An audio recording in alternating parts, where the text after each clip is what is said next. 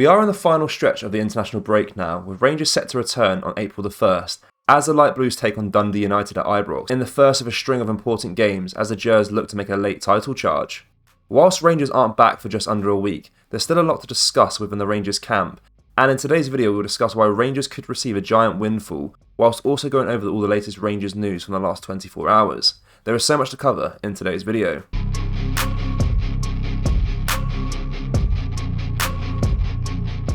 And hello guys, welcome back to the channel. Before we get into today's video, make sure you smash that like button and subscribe to the channel for more Rangers content. Barry Ferguson would love to see Billy Gilmore back at Rangers, as he urged the Brighton midfielder to move on for a new challenge. The Scotland international has struggled to become a regular starter at the Seagulls after moving to the club from Chelsea last summer. Graham Potter's departure as manager did not help matters, and Gilmore has struggled since to make his mark under the leadership of Roberto De Zerbi. Ferguson is a huge admirer of Gilmore, and he reckons he should now move on to a new challenge in the summer. He told the Daily Record, "There's no bigger fan of Billy Gilmore than me. I've long seen the Brighton kid as a future of this Scotland team, and I really think he's the kind of player Steve Clarke will need if he's to take his side to the next level.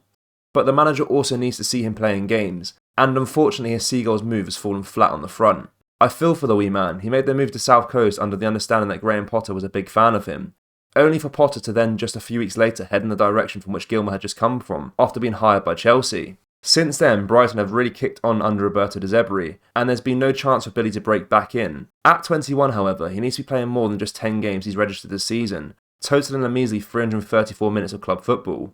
That's why I think he should consider moving on again this summer. It's a big decision, and I get he won't want to uproot again, but for his sake and for Scotland's, he needs to find somewhere that he's going to get regular action. I'd love to see him back at Rangers, but unfortunately I just don't see it. Brighton got him for a bargain when they just paid over £8 million to lure him from Stamford Bridge, but I think you'd still be surprised by the kind of wages he'd be on. And sadly I think that may scupper any hopes of an Ibrox return, even on loan. Just a quick one before we get back into the video, guys. We've released our brand new merchandise. We've got our Graham Souness Tim Scalping t-shirts, along with our Michael Beale Stan Smith tees. Do shop the collection by going to rfcclothing.com or going down into the link in the description. Let's get back into today's video. Steven Gerrard admits he had to milk his celebrations after scoring against Celtic, having taken so much stick from rival supporters. The former Rangers manager scored the opener for the penalty spot in the charity match between Liverpool and Celtic legends at Anfield yesterday afternoon. Gerrard was targeted by rival supporters from the start of the event, with proceeds going to the LFC Foundation, Forever Reds and Celtic Foundation, as chants and boos were aimed at the former Anfield captain. But the ex-England international relished the occasion as he cupped his ears amid the jeers during a first half exchange with supporters. Then his big moment came as he stepped up to score a penalty in front of the Celtic supporters housed in the Anfield Road end. Gerrard sent Artur Buric the wrong way before launching into wild celebrations in front of the Celtic fans. In an unsavoury moment, objects were thrown at the celebrating Liverpool players, with stewards forced to remove them from the playing surface. However, it didn't dampen Gerrard's enjoyment of the moment, as he insisted he had to give back a bit of stick to the Celtic fan base. Speaking to Liverpool TV after the match, Gerrard said, "It was a definite penalty. Martin Skirtle was excellent bursting through like he does, like a marauding midfielder, absolute stonewall penalty. There was only one taker from there, and that was me unfortunately. In front of the Celtic fans, little bit of pressure and I waited for him to go. You have to milk it. I've had so much stick off them, so you have to give them a little bit back. There you go." He added, "It feels good when you score in the back garden against Leo. If you love football and love the game and love this club, then to score in front of these supporters, I'll never get tired of it." There were concerns Gerrard would miss the match or be limited in his appearance due to his chest infection in the run-up. But he battled through it to compete and overcome the challenge to score set to him by his son who had netted in the youth match on the morning of the charity fixture. "There was a bit of pressure on me," said Gerrard. "I took my son to football this morning and he scored a couple, so he said to me I'd best score today or I'd have to buy him something. So at least I save a few quid by getting on the score sheet. They sent me a bag of medicine home a couple of days ago to help straighten me out. I was there, I didn't play too well, but we got the win. It's always enjoyable to play here in front of a nearly full crowd. They were amazing. The main thing is it's obviously for a good cause for the Liverpool Foundation and Forever Reds. That's the reason we're all here. But it wouldn't be so successful without the support from the fans. And to be fair to Celtic, they turn up in their numbers today. It's been a really enjoyable day." Former Rangers assistant Gary McAllister also featured in the match, albeit in a cameo appearance, but revealed he'll be among the after party with players from both sides. He said, "I think we'll have a good night as well. We're going to have a little bit of a party with the Celtic boys and have a few beers. There'll be loads of stories flying around."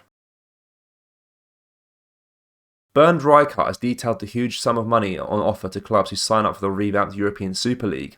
The chief executive of the management company A22, who are leading the ESL plans, has also confirmed that discussions have taken place with clubs in Scotland.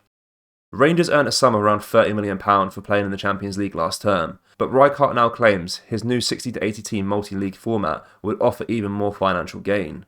Now we have a lot of domestic kings in less relevant leagues, he told the Daily Mail. You are the kings of your domestic territory, but unable to compete with the league next door for the European crowns. For those clubs who are locked in domestic league with limited potential, and where UEFA is not really a truly open and sustainable second frontier for their ambition, we want to be able to provide more significant earnings on the back of a higher amount of guaranteed matches. We want a more predictable, sustainable path within Europe, even though promotion and relegation should always comply with the sport and merit principle. The original Super League was heavily criticised as it proposed that 15 clubs would be permanent members of a 20-team competition, with no threat of failing to qualify for those permanent members. A22 is now proposing an open 60 to 80 team multi-divisional format, guaranteeing competing teams at least 14 European matches per season. Rijkaard did not confirm whether Celtic or Rangers were among those clubs due to confidentiality agreements, but believes big clubs in small leagues like them would benefit from the A22 project. He continued, "Analysing the situation of Scotland's top clubs, the situation they're in is quite comparable to other European leagues, where domestic revenues are not sufficient to grant competitiveness on the big European stage. Although they have every condition to be one of the big European clubs: football tradition, modern stadium, passionate fan base, historic track record and trophies. What can change for big clubs in small leagues was one of the essential assessments we did over the course of the last 6 months. I think that football deserves a more open dialogue, and I can assure you that I've spoken to a lot of people who want to know what we're up to. They want to learn about the court case, they want to know how our plans are evolving, but they ask me not to let anybody know because they don't want calls from the UEFA." Former Rangers flop Carlos Pena could now be set for a sensational link-up with Cristiano Ronaldo at Al Nassr, according to multiple reports. The ex-Ibrox striker is currently playing his trade with Al Dahid in the United Arab Emirates after joining the club in January. Mundo Deportivo now reports that Pena could be on his way to the Saudi Arabian League with Al Nassr, which could see him line up alongside Cristiano Ronaldo, who moved to the club after exiting Manchester United. Pena's agent, Maurice Panganelio, told Tierra Libre, "We have other plans for him in the first division of Saudi Arabia. If he continues to concentrate and train, he will not return to Mexico for many years."